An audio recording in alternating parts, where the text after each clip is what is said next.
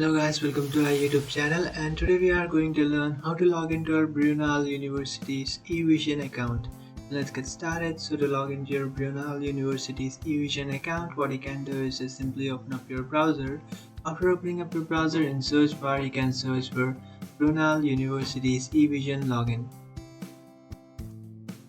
And after searching for that, you'll come up to this page, and from here what you can do is just tap on eVision, which is from Brunel University London. Now in order to log into your account, you just have to enter your username or your student ID and then enter your account's password. After entering your user ID and your password, what you can do is just simply tap on login, and after tapping on login, you'll successfully log into your account. But if you have forgotten your account's password, then you can just tap on forgot password, and by tapping on forgot password, you can easily reset or recover your account's password. So after recovering your password, just come back to this login page and then enter the new password that you have recovered, then tap on login. After tapping on login, you'll successfully log into your account. So that's it guys, this is how to log into your Brunel University's eVision account.